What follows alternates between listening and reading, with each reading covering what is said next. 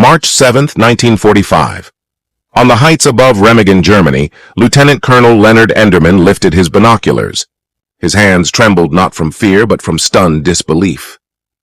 Through the thin early afternoon haze, he saw something that overturned every tactical assumption of the previous 6 months. The bridge remained intact. One crossing stood, the only one. Although every German commander from the Rhine to the Elbe had explicit orders to wreck all crossings before Allied forces arrived, the Ludendorff Bridge still rose. Its twin stone towers like monuments to German engineering, and its steel arches spanning roughly 300 meters of the Rhine River, the last natural barrier Germany had against a Western invasion. Beside Enderman, Lieutenant Karl Timberman spoke the line that would be recalled through history. "We have to take it right now before they blow it to hell," he said. What none of them realized at that instant was that capturing this single structure would set off the most catastrophic strategic collapse in German military history, a psychological demolition of Nazi defensive doctrine so complete that officers later pinpointed it as the moment they were absolutely certain the war was lost. The stakes were being decided less by blood than by the cold arithmetic of terrain. The Rhine was not merely a river, but a 300-meter natural fortress, currents strong enough to capsize assault boats, depths able to swamp armored vehicles, and banks steep enough to strand advancing infantry. From the time Roman legions first peered across its waters into the Germanic woods, the Rhine had been Central Germany's traditional shield against Western invasion. By March 1945, it embodied Hitler's last hope to buy time, to negotiate separately with the Western Allies, or to redeploy divisions from the collapsing Eastern Front for a final stand. One intact bridge would erase that plan in under 10 minutes of combat. The seeds of catastrophe had been planted months earlier. The Battle of the Bulge, Hitler's last major offensive in the West, had collapsed into ruin by late January 1945. What Nazi propaganda had hailed as a decisive counteroffensive had in truth consumed the Wehrmachar's final mobile reserves. Some 100,000 German casualties, roughly 600 tanks destroyed, and the irreplaceable loss of veteran Panzer divisions left the German armies west of the Rhine as hollow shells of their former strength. By early March, 12 American divisions were pressing toward the river along a front that ran from the Netherlands to Switzerland. The German 15th Army, tasked with defending the critical sector between Cologne and Koblenz, could scarcely muster 50,000 combat-effective troops against a force about 5 times its size. The bridge itself carried a bitter irony recognized by both sides. Named for General Erich Ludendorff, a brilliant but ultimately unsuccessful First World War strategist, it had been built between 1916 and 1919, largely by Russian prisoners of war. Those prisoners, forced to work under brutal conditions, had built the structure too well. Steel trusses capable of bearing fully loaded military trains, stone towers at each end containing 3 stories of defensive positions, and 4 massive stone piers sunk into the Rhine's bedrock. Its original plans included demolition chambers built into the fabric of the bridge, voids intended to hold explosives so the crossing could be destroyed rather than captured. After World War I, French occupation forces filled those cavities with concrete. When Hitler reoccupied the Rhineland in 1936, German engineers affixed 60 zinc-lined boxes to the bridge's girders, each meant to hold about 3 kilograms of explosives. The arrangement was designed to detonate simultaneously and send the entire span into the Rhine in seconds. But fate and Hitler's paranoia intervened in October 1944. An American bomb struck the Mulheim Bridge in Cologne, prematurely detonating its prepositioned charges and destroying the span before German planners intended. Hitler's fury was volcanic. He demanded immediate court-martials for the officers blamed and ordered that demolition charges on Rhine bridges be removed and stored nearby. New instructions limited reinstallation of charges until Allied forces came within 8 kilometers and required written authorization from sector commanders to destroy a bridge. The policy created a nightmare. Detonate too soon and risk court-martial for destroying vital retreat routes. Wait too long and face execution for allowing strategic infrastructure to be captured.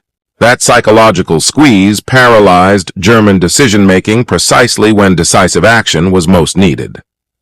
The American advance toward Remagen was called Operation Lumberjack, a modest name for what would become one of the war's most consequential movements. Its primary goals were the capture of Cologne and Koblenz, two ancient cities that controlled vital Rhine crossings. The First Army under Lieutenant General Courtney Hodges pushed east through the Eifel region, encountering German resistance that had degraded from organized defense into desperate delaying actions. German commanders had no illusions about stopping the Americans. Their orders were simply to delay, to buy time for as many troops as possible to retreat across the Rhine before the bridges were blown. Leading the spearhead was Major General John Leonard's 9th Armored Division, nicknamed the Phantom Division because German intelligence repeatedly reported it destroyed only for it to reappear days later. The morning of March 7th opened under a fog that blanketed the Rhine Valley. German command confusion had reached levels that would have been unthinkable in the Wehrmacht of 1940. General Edwin von Rothk, commander of the 53rd Corps responsible for the Remagen sector, had wandered into American lines on March 6th and been captured. His replacement, General Richard von Othma, could not reach Rhine because American units had already severed the roads. At 1 a.m. on March 7th, General Otto Hitzfeld of the 67th Corps was notified that he was now responsible for defending the Ludendorff Bridge despite being some 64 kilometers away and never having seen the structure. Hitzfeld immediately sent his aide, Major Hans Scheller, to assume command of the bridge defenses. Scheller set out at 3 a.m. with 8 men and a radio, intending to seize retreating formations and organize a perimeter. The trip devolved into a nightmare of wrong turns, U.S. roadblocks, and fuel shortages. The radio detachment became separated. Scheller did not reach Remagen until 11:15 a.m., less than 2 hours before American forces would crest the heights overlooking the town. Captain Willy Bratke, the German commandant actually on site at Remagen, presided over a force that existed more on paper than in reality. Official rolls listed 600 men, but the true combat strength was only 36 soldiers, mostly wounded veterans, elderly men, or teenage boys drawn from the Volkster militia. Many were Ostropin, Soviet prisoners who had accepted service in German uniform to avoid the camps, and their willingness to fight American troops was doubtful at best. Bratke had spent weeks begging for reinforcements, for reliable radio equipment, for anything that might help him hold a strategic point that everyone else seemed to have forgotten until the Americans appeared on the horizon.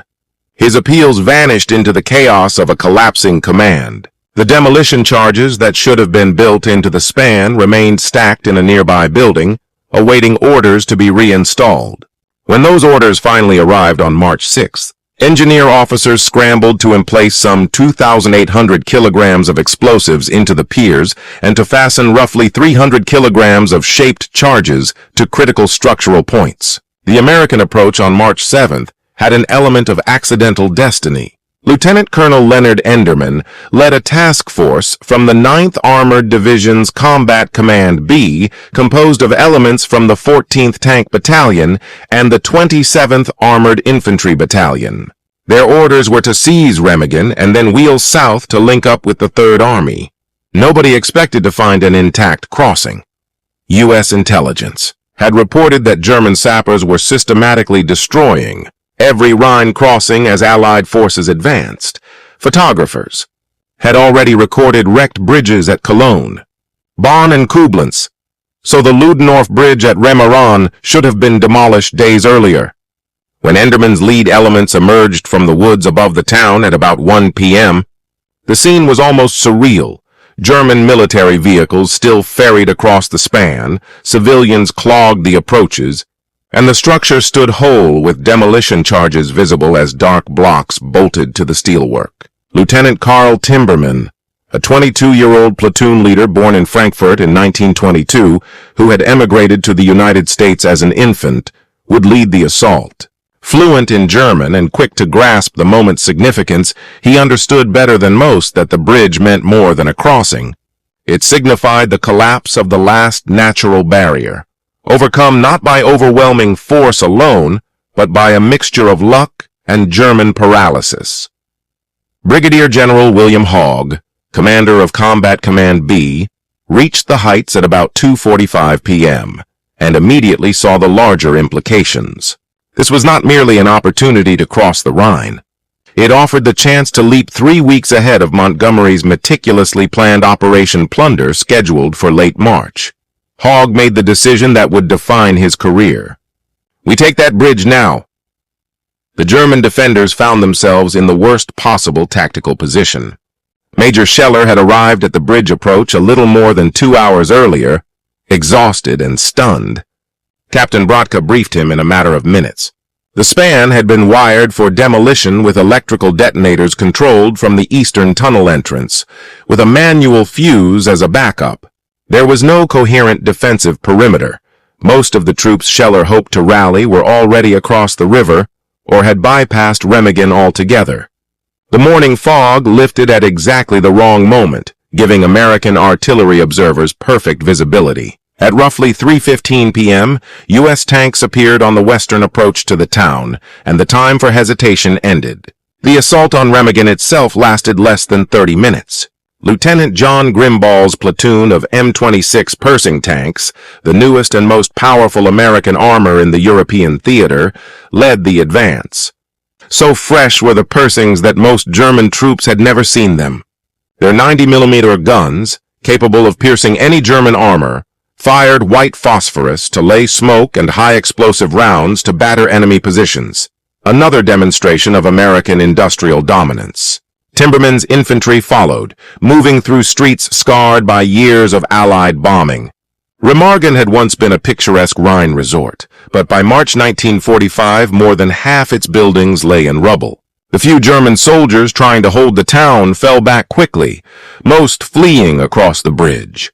Captain Brodka, watching the American advance from near the bridge's western tower, recognized the decisive moment, and at 3:20 gave the order to demolish the western approach ramp. The blast created a 3-meter crater that prevented tanks from driving directly onto the span, but the main structure remained standing. The race for the bridge narrowed to minutes and meters. American tanks deployed at the western end and trained their 90mm guns on German positions on the eastern heights. The Erl, a 180-meter basalt cliff rising on the eastern bank, bristled with anti-aircraft guns now depressed to sweep the slopes and engage infantry. Timberman's roughly 120 men from A Company, 27th Armored Infantry Battalion, began advancing across the bridge at about 3:50 p.m., moving in short rushes and using the stone towers and railings for cover. German machine guns replied from the eastern towers and from the tunnel mouth beyond, bullets pinging off steel and stone to weave a lethal crossfire. A number of American soldiers fell in the opening moments, yet the rest pushed forward. From the tunnel mouth on the eastern bank, Major Scheller faced the single most fateful choice any German officer would make that day. The span was packed with charges. The electric firing system was armed, and U.S. troops were already halfway across. Military instinct and doctrine urged him to detonate at once. But minutes earlier, Lieutenant Carl Peters of the anti-aircraft artillery had rushed up with an urgent plea. Peters commanded a battery fitted with the new, top-secret Henschel HS-297 rocket launcher, 24 high-velocity anti-aircraft rockets with exceptional accuracy, and his unit still sat on the western bank. He would not allow that technology to fall into American hands. Scheller agreed to delay, a decision that would cost him his life. The combat engineer responsible for the demolition, Captain Karl Zenhan, took his place at the electric firing box in the tunnel entrance. When Peters' battery finally cleared the bridge, Scheller ordered the detonation. At roughly 4 p.m., with American troops about 2/3 of the way across, Zenhan turned the key. Nothing happened. The electrical system had failed. Very likely a shell had severed the wiring earlier, though the exact cause was never determined with certainty. Sergeant Alex Drabick, 34, of Toledo, Ohio, became the first American to step onto the Rhine's eastern bank since Napoleon's forces had crossed in the opposite direction more than a century earlier. Behind him, Timberman and the rest of the company pressed on. Engineer Sergeant Eugene Dorland and his crew methodically began cutting any wires they could find, racing to render the remaining charges safe before German sappers could trigger the backup. A German sapper, Corporal Anton Faust, volunteered for a desperate run. He sprinted from the tunnel, crossed roughly 100 meters under direct fire, and lit the manual fuse by hand. The blast that followed at about 4:15 p.m. rocked the span, lifting it several inches off its piers before it settled back down. Smoke and debris filled the air, and American soldiers on the bridge were thrown to the decking. When the smoke cleared, the main steel arches, though damaged, still held. A roughly 6-inch dip in the roadway remained passable. The bridge had withstood the attempt to destroy it. The race was over, and the Americans had prevailed. Trained discipline quickly turned chaos into action. Combat engineers swarmed the span to remove the remaining charges and patch the breached approach ramp, while Lieutenant Colonel Harvey Fraser's 27th Armored Infantry Battalion began to establish a defensive perimeter on the eastern bank, stretching from the tunnel entrance across the slopes of the Epaulet. German resistance collapsed with astonishing speed. Captain Bratka and most of his surviving men took refuge in the 400-meter railroad tunnel under the town. By 5:30 p.m., Timberman and his troops had secured the tunnel mouth and taken several hundred prisoners, many visibly relieved that the fighting was finished. In a final, fatal act born of desperation, Major Scheller seized a bicycle and rode east to report to Corps headquarters. 4 days later, he was arrested, court-martialed, and executed by firing squad, made the scapegoat for a failure that had many architects. News of the capture streaked up the American chain of command. Around 5 p.m., Brigadier General Hogg radioed Major General John Leonard with a short, electrifying message. "We have the bridge." Leonard passed the message to 1st Army headquarters. Lieutenant General Courtney Hodges, in mid-conference with his staff, grabbed the phone so quickly he knocked over his coffee and within minutes was speaking to 12th Army Group Commander General Omar Bradley. Bradley, interrupted in a meeting with his operations officer, Major General Harold Bull, was told by an aide, "Brad, we've got a bridge." "A bridge?" Bradley asked. "You mean intact on the Rhine?"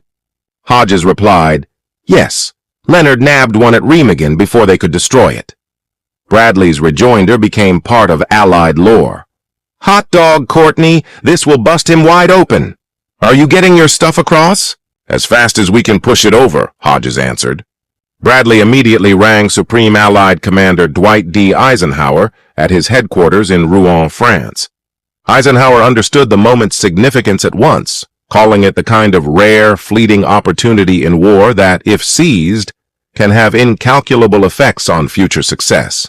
His original plan had placed Field Marshal Bernard Montgomery's 21st Army Group as the main crossing force near Wesel in late March, backed by large airborne operations and overwhelming artillery preparation, while the American crossing was intended to be secondary, smaller, and tightly coordinated. Remagen changed that calculus. Eisenhower ordered Bradley to exploit the bridgehead immediately, diverting every available unit to Remagen and shifting the strategic focus of the Western Front southward within hours. The German response revealed paralyzing command failures and brutal scapegoating. When the news reached Adolf Hitler in Berlin, it produced a mixture of strategic despair and homicidal rage. He had pinned his hopes on the Rhine buying time for separate negotiations, and on the river serving as a barrier behind which shattered divisions could be reconstituted. An intact Allied bridgehead 3 weeks early destroyed that plan. Hitler's instinct was to punish someone. He summoned Lieutenant General Rudolf Hübner, a fanatical officer notorious from the Eastern Front, and ordered him to lead a flying special court-martial empowered to try and execute those held responsible for the loss. The court-martial was a thin legal cover for a mobile execution squad. Hübner traveled with 2 lieutenant colonels and 2 military policemen who were to act as the firing party. None of the officers had formal legal training. Hübner refused even when offered copies of the German military justice code, insisting that only Hitler's personal order had any authority. On March 10th, the aristocratic commander of all forces in the West, Field Marshal Geir von Rune, was relieved of his post. Hitler demanded a high-ranking scapegoat. Runit was replaced abruptly by Field Marshal Albert Kessler, rushed in from command in Italy. Kessler had a reputation as Hitler's firefighter, a skilled defensive tactician who could steady collapsing fronts, but he immediately saw that Remagen was beyond saving.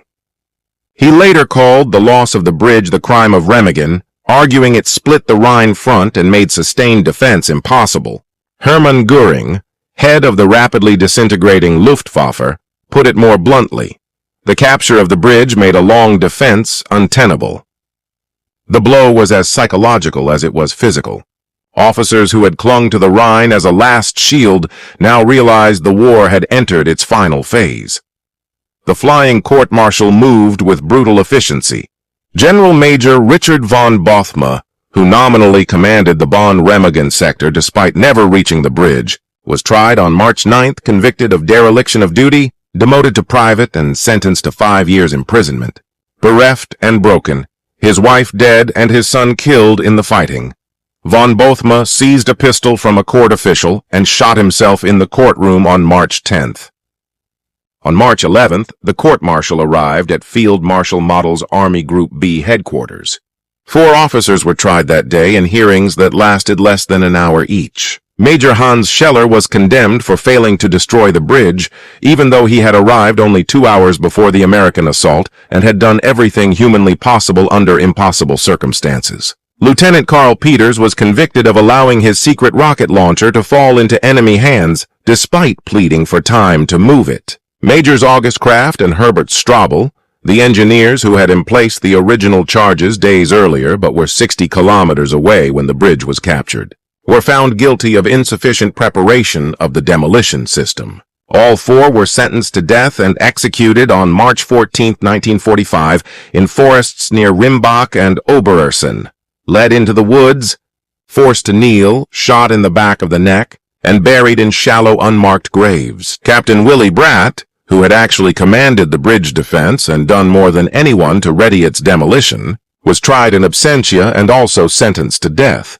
though he was already an American prisoner captured in the tunnel on March 7th. Captain Karl Fzenhan, the engineer who had attempted to detonate the charges, was likewise in Allied custody. He was tried in absentia and acquitted, a rare moment of legal sanity amid the vengeance. Field Marshal Model personally approved the executions and ordered the news circulated to every unit as a warning. Failure, whatever the circumstances, would be punished by death. While German officers were being executed, American forces poured across the span in ever-increasing numbers. The bridge remained standing but badly damaged. Engineers worked round the clock to shore up weakened sections, repair the severed approach ramp, erect lights for nighttime traffic, and manage the flow of men and vehicles.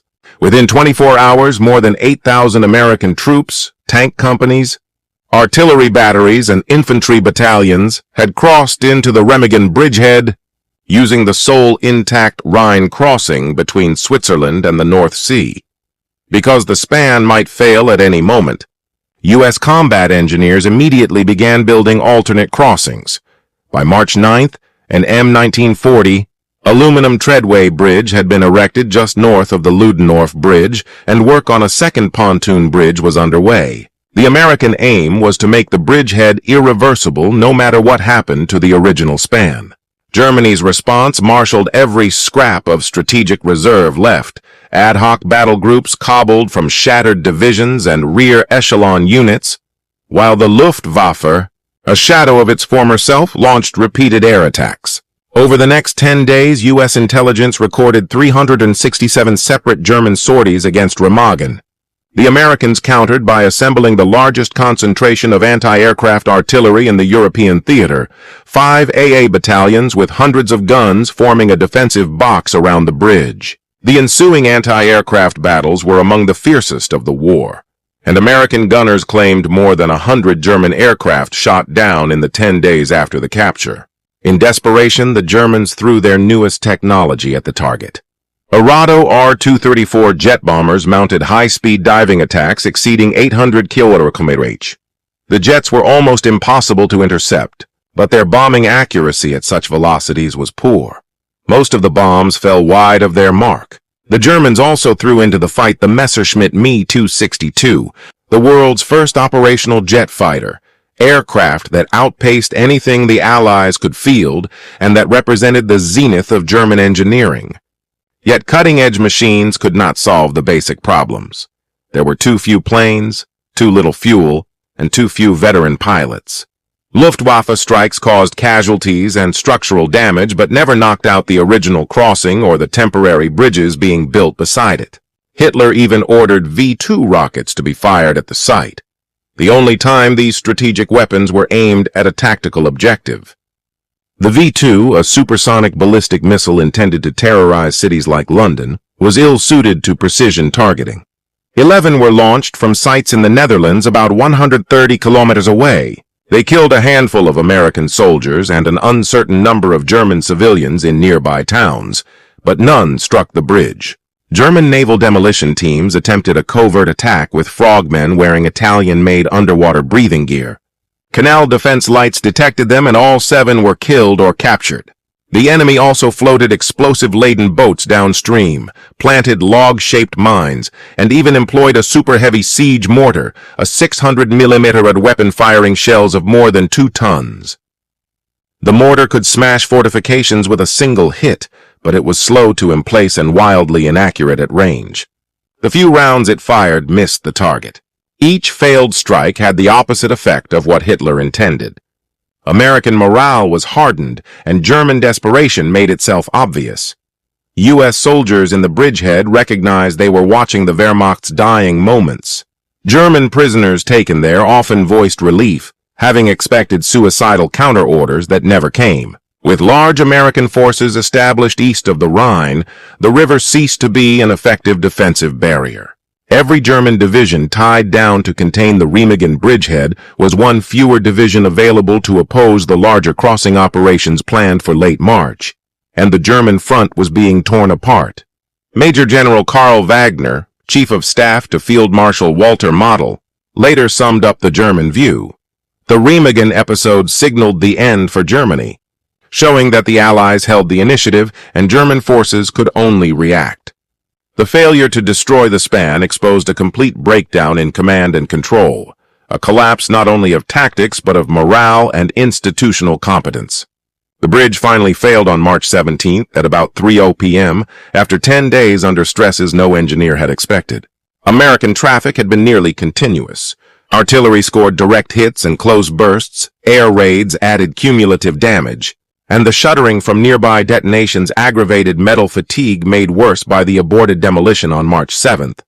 Witnesses reported rivets snapping like gunshots in the minutes before the failure. A vertical hanger on the southern arch broke, then another. The center span lifted briefly and then plunged into the Rhine with a roar heard for kilometers. 28 American combat engineers were killed and more than 60 wounded, most of them members of the 276th Engineer Combat Battalion who were working on repairs when the span failed. The irony was cruel. The men who had disarmed charges and helped save the bridge earlier now died because their fixes could not overcome the accumulated damage. By the time the central span fell, however, the crossing had already become strategically irrelevant. U.S. engineers had completed 2 tactical bridges and were finishing a third, pontoon. Treadway and Bailey bridges now crossed the Rhine at multiple points near Remagen, and more than 25,000 American troops had passed over the damaged Ludendorff span before it collapsed. After its loss, the rate of movement actually increased because the temporary bridges could take heavier, more continuous traffic. By March 25th, 18 days after the initial seizure, over 125,000 American soldiers had crossed the Rhine at Remagen. 6 full divisions with their tanks, artillery, and supply trains were established east of the river. The bridgehead extended roughly 8 miles deep and 25 miles wide and incorporated about 11 kilometers of the vital autobahn connecting the Ruhr industrial heartland with Frankfurt. U.S. forces were poised to drive deep into central Germany. The breakout from the Remagen lodgment began on March 25th. Armored formations that had been hemmed into a narrow corridor suddenly surged outward. Combat Command B of the 9th Armored Division, covering some 108 kilometers in a single day, while Combat Command A pushed about 110 kilometers in 11 hours. What had been dogged resistance in the cramped approaches to the bridge evaporated across the broader front, and entire German units surrendered rather than face annihilation. On March 29th, Combat Command A rounded up well over 2,200 prisoners in a single action. The American push was so rapid that German leaders lost track of their own formations. Field Marshal Model's Army Group B, which had counted roughly 325,000 men before the Remagen breakout, began to fracture. Divisions lost contact with Corps headquarters. Corps lost touch with Army commands. The command system that had held the Wehrmacht together for 5 years was unraveling. The strategic consequences rippled outward. Model was suddenly tasked with holding the Remagen Bridgehead, containing American drives from other Rhine crossings, and stopping the encirclement of the Ruhr industrial region. With the forces at hand, none of those aims were achievable.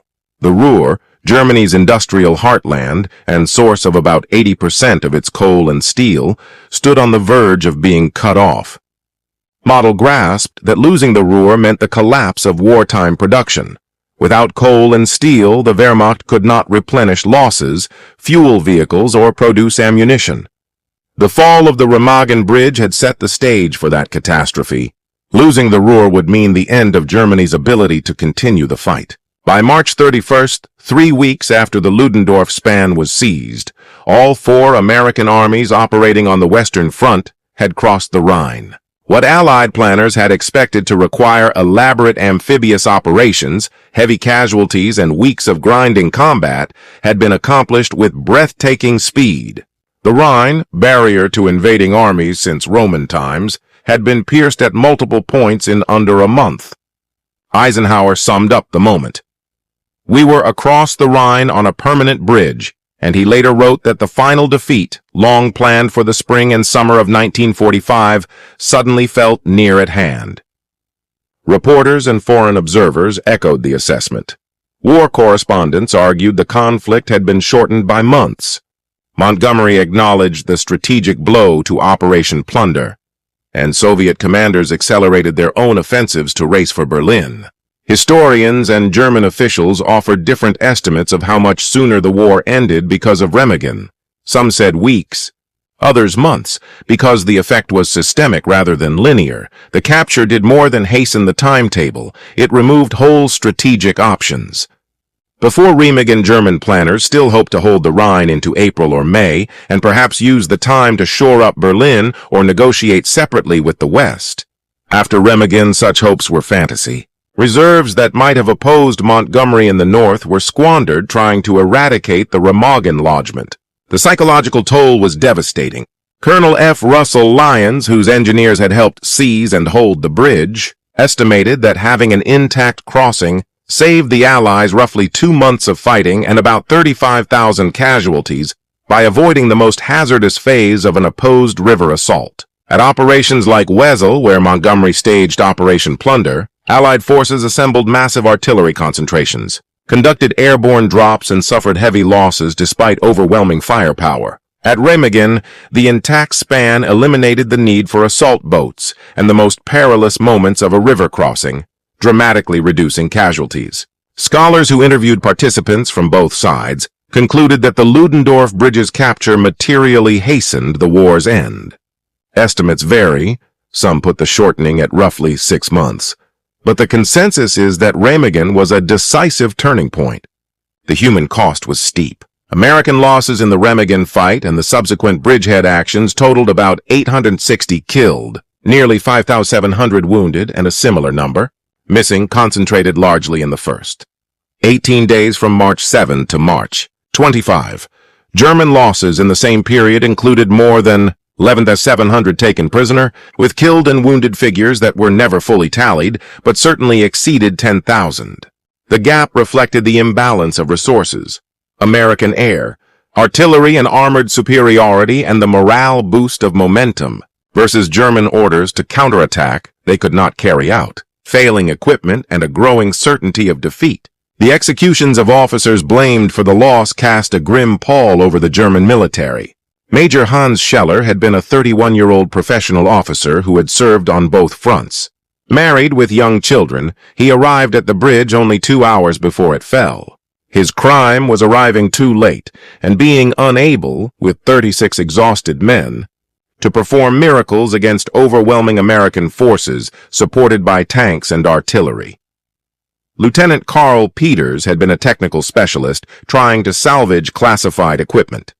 He was executed despite testimony that he followed standing orders to protect advanced gear. Majors Kraft and Straubel had merely implemented standard procedures when preparing demolition charges. None of the 4 men deserved death. They became scapegoats for a command system that had already collapsed from the top. After the war, Lieutenant General Rudolf Hübner, who had led the flying court-martial, was prosecuted by German courts and given a 4-year prison term for his part in the unlawful executions. It was a light sentence for what amounted to judicial murder, but it nevertheless established that some officers recognized the trials as a travesty even in Germany's darkest days. Remagen's true significance also lay in how it resolved an Allied strategic debate about whether to stop at the Rhine and let Soviet forces bear the final assault on Germany. Before Remagen, some British and American planners argued that pressing across the Rhine would be costly and that the Soviet advance from the east could achieve the same result with fewer Western losses. The capture of the Ludendorff Bridge rendered that discussion moot.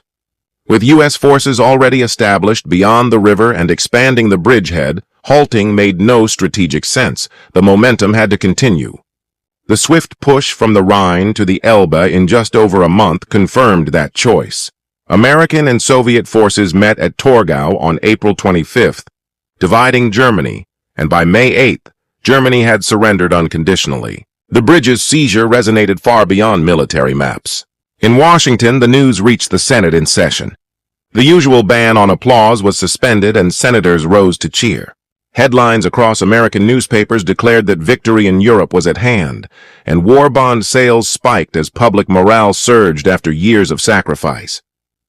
In Germany, the loss spread demoralization through both military and civilian ranks.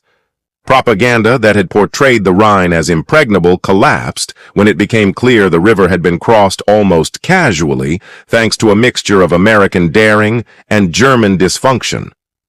The ruined Ludendorff Bridge itself became a symbol. After the war, the twisted steel and shattered stone were cleared, but the towers on both banks remained. The western towers were turned into a peace museum, while the eastern towers now host performances, an intentional contrast that signals how destruction can give way to renewal. The soldiers who took the bridge received honors that reflected their achievement. Lieutenant Karl Timberman was awarded the Distinguished Service Cross, as was Sergeant Alex Drabik. Dozens of men from the 27th Armored Infantry and the 14th Tank Battalion earned silver and bronze stars. Brigadier General William Hoger was promoted and given Corps Command, and the entire 9th Armored Division received a Presidential Unit Citation. These decorations acknowledged individual bravery and unit accomplishment, yet they could not fully capture the wider import of what had been done. Every day by which the war was shortened saved thousands of lives, military and civilian alike, and the men who fought at Remagen contributed directly to that outcome. The Remagen episode also highlights the role of chance in history. What if the morning fog had not lifted and American scouts had never spotted the span? What if the electric firing system had worked and the bridge had been detonated with troops on it? What if Major Scheller had arrived 2 hours earlier and managed to organize a defense that slowed the attackers? What if Hitler had not ordered the removal of demolition charges after the Cologne incident and the pre-positioned explosives had been operational? Each of those contingencies points to a different possible outcome, suggesting history is not predetermined but contingent on decisions and accidents. The human dimension remains central.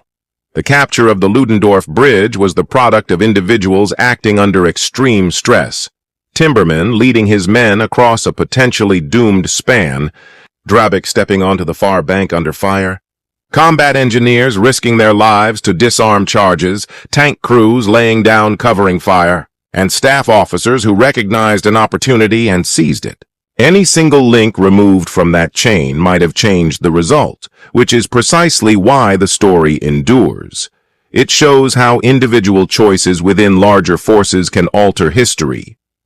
The 80th anniversary of the bridge's capture in March 2025 was observed with ceremonies in Remagen and in the United States. Veterans groups, historical societies, and units tracing their lineage to the 9th Armored Division took part.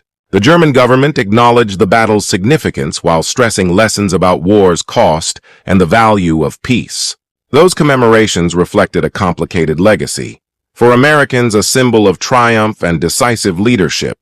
For Germans, a reminder of defeat and of liberation from Nazism. And for historians, a rich case study in contingency and causation. The soldiers who crossed that bridge could not have known their actions would spawn books, films, and scholarly debate. They were simply men doing their duty in circumstances none of them chose. That their duty produced consequences of world historical significance stands as a testament both to the unpredictable nature of war and to the enduring impact of